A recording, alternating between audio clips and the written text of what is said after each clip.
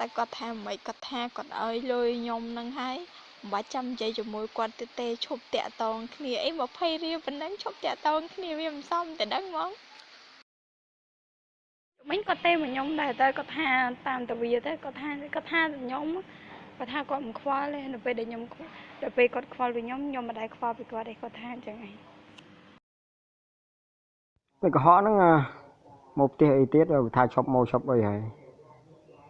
តាមម៉ែអីវាមិននិយាយរោវាមិនស៊ូរោអីផងវាមកមែនក៏តែវាមិនបានចូលផ្ទះហ្នឹង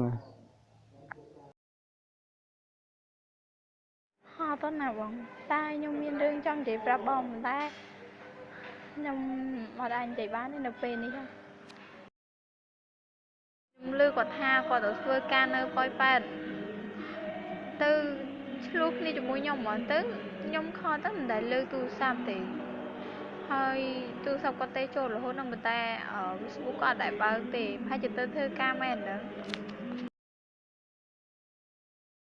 ហើយកម្មមុនមកសុំលុយខ្ញុំ200ដល់ពេលហ្នឹងហើយខ្ញុំអត់មានលុយប៉ះខ្ញុំឲ្យម៉ែទៅខ្ញុំឲ្យគាត់តែ100ទេដល់ពេលហ្នឹងហើយខុសខ្ញុំ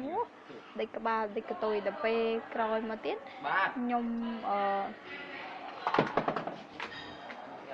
ញ៉ាលុយឲ្យគាត់ដល់ពេលខ្ញុំទៅម្ដងទៀតចាយលុយខ្ញុំទៀតគាត់មិនមែន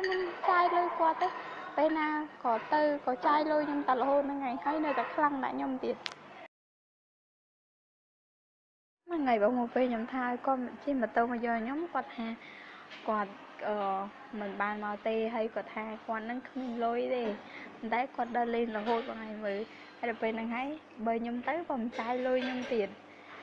មិនដែរថាពេលណាខ្ញុំទៅអត់ចាយលុយខ្ញុំទេពេលណាតែខ្ញុំទៅគឺចាយលុយខ្ញុំរហូតអូនបងប្រួយខ្ញុំទៅលេងនៅសៀមរាបតើមិនតែ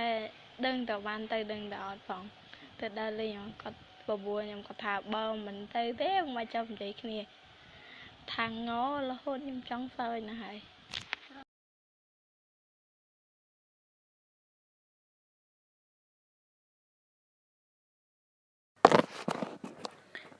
ខ្ញុំក៏សុំទោសហើយរឿងហ្នឹងក៏មិនរឿងឥឡូវនេះដែរយូរណាស់ហើយតាំងពី2ឆ្នាំមុនខ្ញុំដឹងថាវាខុសតែខ្ញុំក៏កែវាយូរណាស់ដែរខ្ញុំមិនដែលប្រព្រឹត្តរឿងអញ្ចឹងទេហើយខ្ញុំក៏សុំទោសហើយក៏សុំទោសគ្រប់យ៉ាងប៉ុន្តែពេលនេះខ្ញុំនិយាយថាខ្ញុំខុសមែនប៉ុន្តែខ្ញុំក៏កែយូរណាស់ហើយមកពីខ្ញុំកែយូរហើយមកខ្ញុំមិនដែលនិយាយខ្ញុំមិនដែលរំលឹកព្រោះខ្ញុំមិនចង់ឲ្យមនុស្សម្នាក់ដែលគេឈឺចាប់ប៉ុន្តែបងក៏ធ្លាប់មានស្រីមានអីខ្ញុំធ្លាប់ចែកដឹងប៉ុន្តែខ្ញុំក៏គិតថាខ្ញុំក៏ទទួលយកបាន